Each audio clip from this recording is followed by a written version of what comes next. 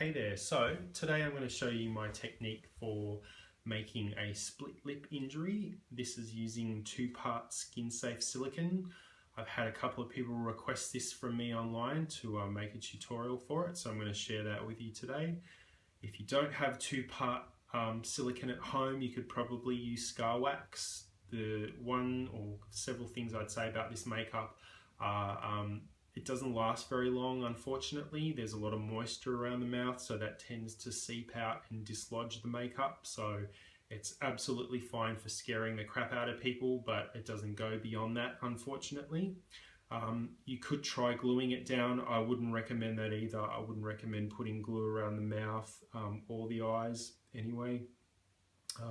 For colouring, I would also not use Skin Illustrators. I know some people do. My personal preference is to avoid using alcohol around the mouth and eyes. For something like this, I would prefer to use a cream-based makeup or wax-based makeups. And then just with the blood that you apply at the end, make sure to read the label on that and make sure that you can swallow it safely without anything happening. And that's it. Enjoy. So what you'll need for this makeup is a 2-part skin safe silicone. There's a couple available on the market. I tend to use 3rd Degree, so this is a 2-part skin safe silicone. If you don't have access to that, you can use Sculpt Gel by Mold Life. This is also, even though there are 3 containers here, this is a 2-part as well. The 3rd component controls the hardness of the silicone once it's set. And similar to that, if you don't have access to that, you can also pick up this, which is a 2-part skin safe silicone from Smooth On called Skin Tight, and that also comes with a 3rd component for controlling the hardness of the silicone again.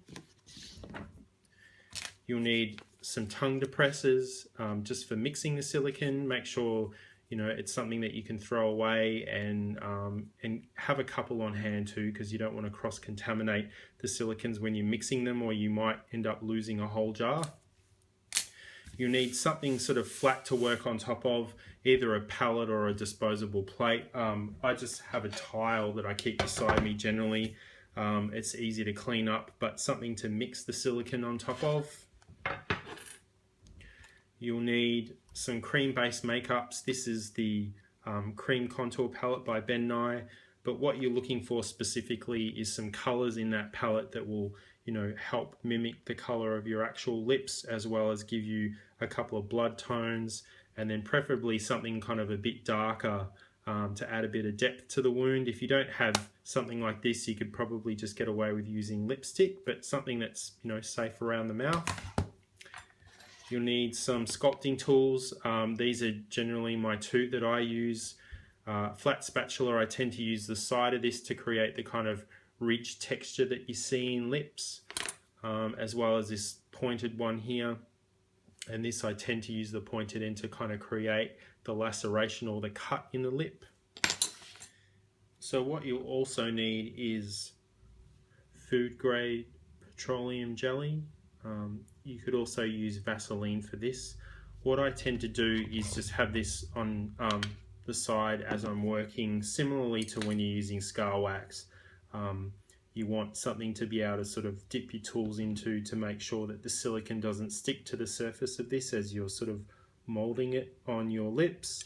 And also it's great for sort of dipping your fingers in. I find my fingers are probably the handiest tool to have while working on this particular makeup, so just dip your finger into a bit of petroleum jelly, and that creates a great barrier between your finger and the silicone to stop the silicone from sticking as you're working. You'll need just some tissues to keep your lips dry as you're applying the silicone, and then the final ingredient to the makeup is blood. And what you want to make sure is whatever brand you use, that you can swallow this blood safely without anything happening, and that's it. So obviously, because this is quite a small wound, you're not going to need a lot of silicone. I don't think it really matters what way you start, whether you start with A or B. What I tend to do, just to make these tongue depressors go a bit further, is I tend to break them in half and then keep one half for part A and then the other half for part B. So just grab a little bit out of the container. As I said, you don't need a lot at all. This is a very small wound. Usually keep the depressors and the lids of the containers close together so you know what parts you're mixing together, and you don't want to accidentally get these confused, so A and B, and stick the tongue depressor from part A into the container of part B. Otherwise, like I said, you'll end up losing an entire container of silicone by setting it off. And what you want to do is just mix this up. What I tend to do now is just let that sit for a little bit. So once you've let that silicone just sit there for a few seconds, probably between 30 seconds and a minute, you want to get the spatula again and then just scoop up a bit. And then grab the tissue and dry out your bottom lip as much as you can.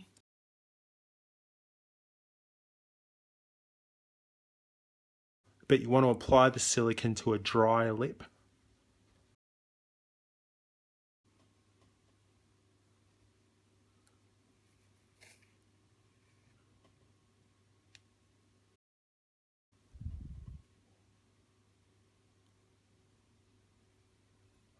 And then as it's drying, you want to get the spatula tool and create the tear.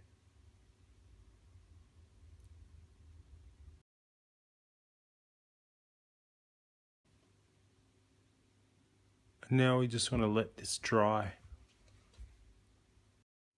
So now that this is dry to touch, you want to go in and add some color. So what I normally do is start in the center of the wound. So grab some of the dark tone from the palette, this one just here, and fill in the center of that wound. And then what you want to do is start dark and work your way outwards using reds back to your natural lip color. So I'll grab a bit of the red now and just add that to the inside edges of the wound.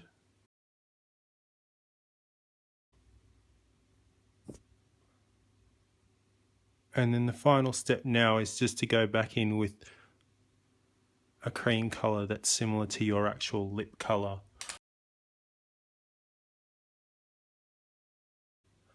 And then the final part to this injury is some blood. And what I've actually noticed with this effect in particular is if you, just as you're about to scare the crap out of someone, if you add a little bit of blood to your teeth as well, it definitely adds to the effect. And there we go, split lip using 2-part silicone.